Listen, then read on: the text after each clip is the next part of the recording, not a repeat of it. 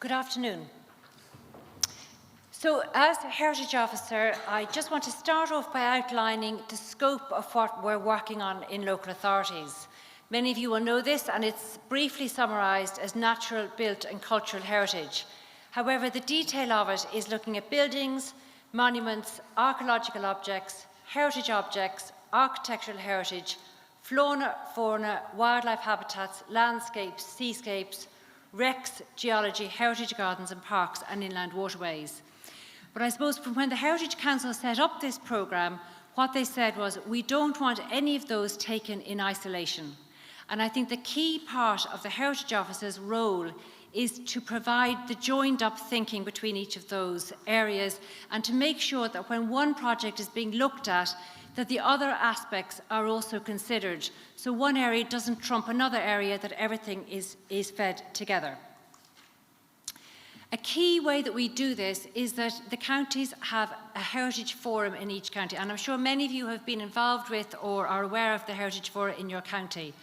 And I don't expect you to read all the people who are on the Offaly Heritage Forum, but in the light of the conversations this morning, it's a really helpful group, because we meet 4 times a year. We generally meet for a site visit. We generally meet, there's a members roundup. Everybody says what their organisations are doing. But in general, there's a dive for somebody over coffee to say, oh, I didn't realise you were doing that project, or our land is adjacent to that, or there's a huge amount of interaction between the agencies, the NGOs, the community groups, etc. And it's provided an incredibly useful gathering over the years. So sometimes we'd have a subgroup that would maybe work on a specific project, but in a number of cases, it might mean that an NGO has gone off and done a project with Quilcha, for example, that the council isn't even involved in it at all, but that it provides a forum for everybody to come together and have those discussions. And in Offaly, at the end of each year in November, we have a day where we profile the projects in the county, not necessarily council projects, but key projects in the county. And again, we invite in anybody for the day. And again, it's a huge gathering, you know, where people come together and say, oh, I didn't see you for the last year, or in this case, it's going to be for the last 3 years, an exchange of information. So a huge amount of what we do as heritage officers is a matching up, almost like a liaison role within the county, because we've been lucky enough to get to know our counties and to be able to say, oh, there's such and such is doing a project, maybe you want to have a look at what they're doing or visit them. So a lot of it is liaising and sharing of information. Very important to say that no 2 counties are the same.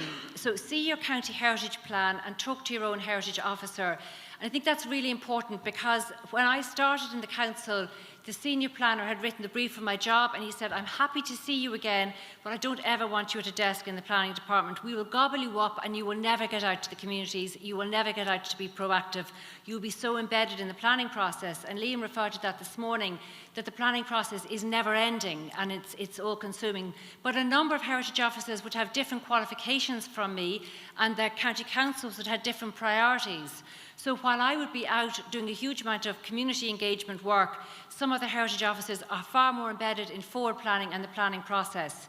So there's very different priorities at each level. And then, of course, to say that just on Monday, the notification came out about the biodiversity posts, which we referred to this morning, are going to be created to add to the existing biodiversity officers that are working, I think, in 5 county councils. And that's very exciting, and even more exciting because Offaly is one of the counties that's going to get a biodiversity officer. And they will obviously be able to drive so much further. And I know our management team would see that the All-Ireland Pollinator Plan is adopted by the Council, but they would be very frank about saying it's adopted and we are doing some actions. It has not got to a meaningful stage across the entire county that every action is tied in with the Pollinator Plan. There's so much work to be done in that area. So the biodiversity officer will allow for a much deeper dive. Now we've got a conservation officer, and obviously they bring the expertise for the buildings. We have a county archive service, and actually we do more work in those areas as I do as a heritage officer, because we've got the expertise to be able to push out more. So when I go out to communities, I've got the connections and the expertise to be able to refer them to. So it's a very exciting development to be able to have these biodiversities coming into the local authorities. So a huge amount of what a number of us do, many of us do, but as I said, to differing levels depending on the needs of the local authority, is enabling groups and societies to plan and deliver projects. And Right across the board, whether it's a national monument or whether it's a natural heritage project, whatever type of project it is, there are so many hoops and stages to go to. And very often we'll be saying, we'll come and talk to you about your projects. We'll help you plan them, and then we can help you navigate whatever funding requirements or statutory requirements, or whether it's planning trips to visit other groups that have done similar projects.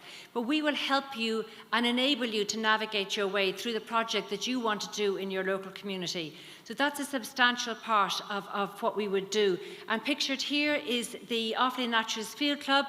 And we have a week-long summer school each year where this year it was on the River Camcore. And again, that's the coming together of 25 people for a week, all sharing expertise and knowledge and pooling information. And the project underneath, we're standing up on the roof of Bar Courthouse, which was kindly gifted to us by the Office of Public Works last year, and we have a large programme of capital works to do. But again, that is to come to form an artists' hub in Birr.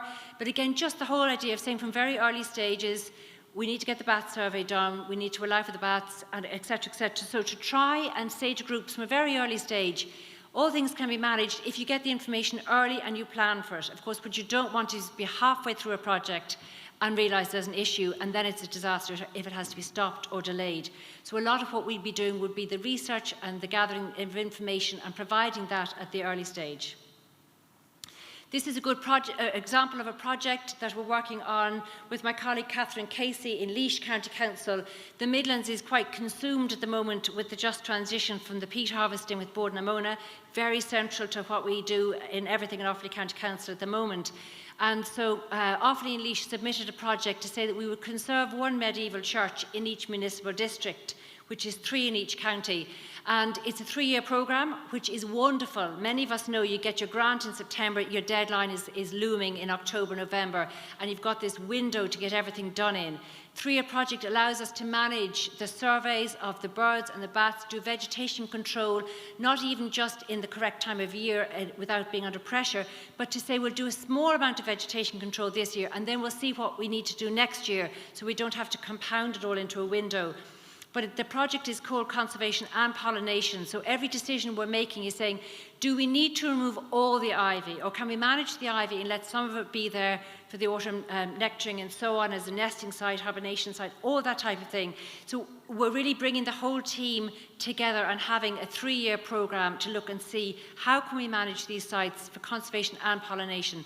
And when I started, certainly in the council, you would have gone to a medieval church if you'd had the money, and the first thing would have been to take all the vegetation off, and then you would have started your lime water pointing.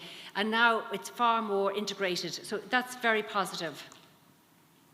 The local biodiversity action plan was mentioned earlier on this morning, and of course it has enabled so many projects to be done.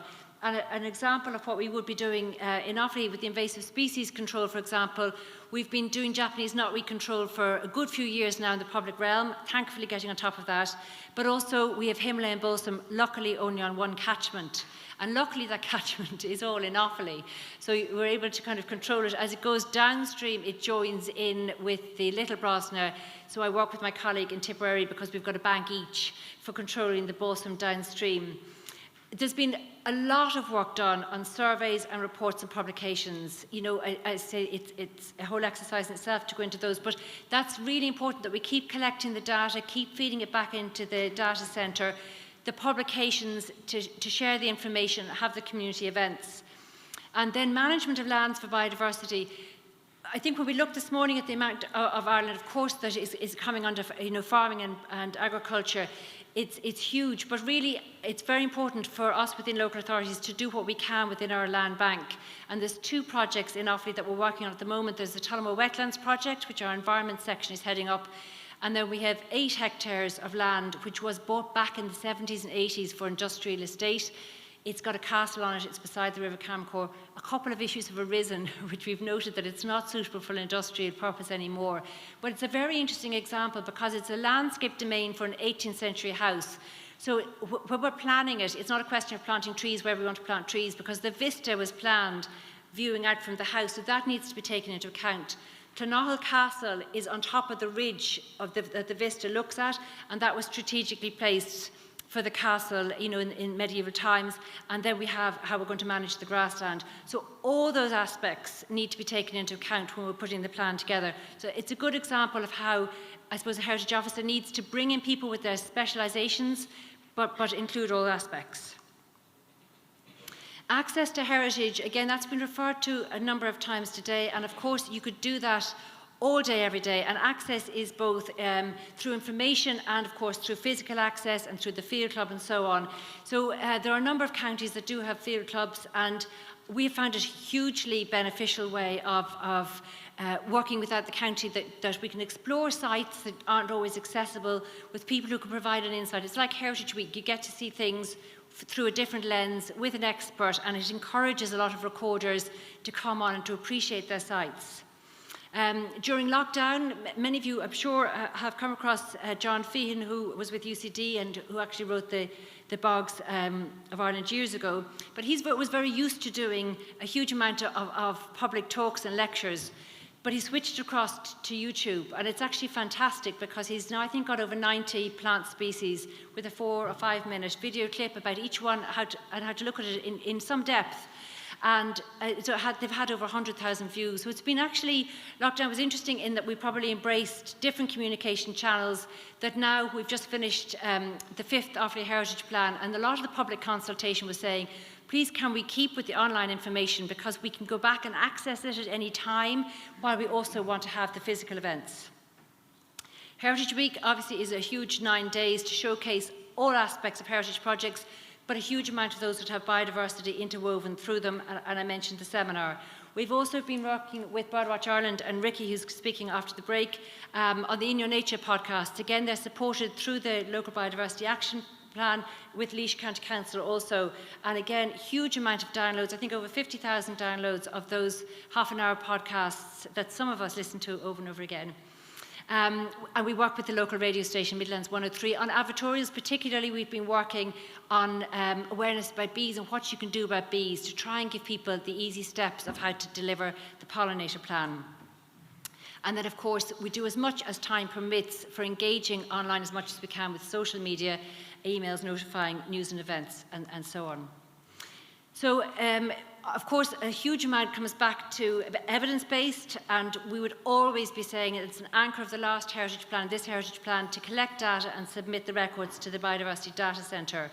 So we obviously do this with the field club, but also through lockdown it was really interesting. We got a number of moth traps, and of course moth trapping just suits lockdown great, because you just put it outside and you go out and you record the moths. And it's amazing how many new species we've got in Offaly, because recorders would have come, but for particular periods, maybe in June and July, and people weren't recording around the 12 months, so we've had so many new species there. We also do a very simple thing. If people are recording on the MBDC League, when they get to 25 records for Offaly, we offer them one of the swatches that you've got on your table. And people just love collecting the swatches.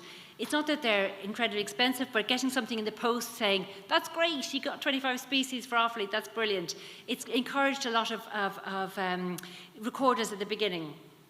We've worked with a number of communities on BioBlitzes, and again, it's not the only way to communicate, but it's a really, it's the event. You know, people love an event, they love the drama of it, they love the whole kind of race. You know, not all of us inputting data love the race, but it does create a huge awareness in the community when you hold a BioBlitz.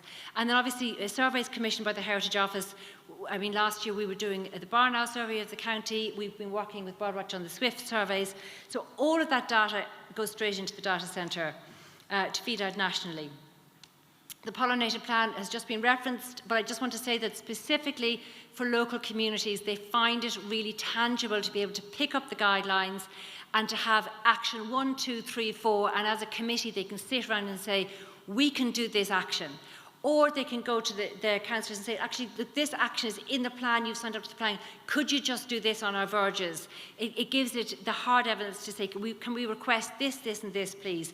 So it has been very positive, and as I say, there's just a lot more scope that we need to go on that journey with. Creative Ireland hasn't come up today yet. It's a government programme in the last 5 years, and it encourages interdisciplinary interaction within the council and with communities. So libraries, arts, heritage, architecture, archives, biodiversity, the whole mixed together, not one discipline, mixed together and with community reach. And it's led to some really interesting projects. So we would always say, like, it's not, if you're doing a bryophyte survey, you come to the Heritage Office and discuss that. If you want dance school, you go to the Arts Office. But in these projects, the children underneath, they worked with a mosaic artist. They live very close to Lochborough Parklands, where the hare is a really common mammal in the landscape that they can relate to. And then they all picked other aspects of their biodiversity. So working through art with a different community reach, with the branch library, exploring biodiversity. The top right picture is, again, working with children from 3 different housing estates in Birr Town. So they knew each other from their residents' association and from playing together. An artist came in and they went to the bog and they picked several different, picked not physically, but they chose several plants that they wanted to explore and relate to, and then they made this big model of the sundew and various other plants. So again, engaging through art, and it's all about reaching out to new audiences. Not everybody relates in the same way. And then where everybody's sitting on the hay bales, it was a very interesting project where the burial ground at Birr Workhouse, obviously nobody had a headstone. It was famine times, workhouse times, and they actually managed for 3 years before the performance, they managed the whole graveyard as a wildflower meadow. Tina Claffey, the photographer, I'm sure many of you have seen her fabulous work in her book, her new book, The Portal. She documented all the different wildflowers. Fiona Devery, as the BSBI recorder, recorded all the species that were there. And then a composer came and worked with the historian to find out about the lives of the people who were buried there.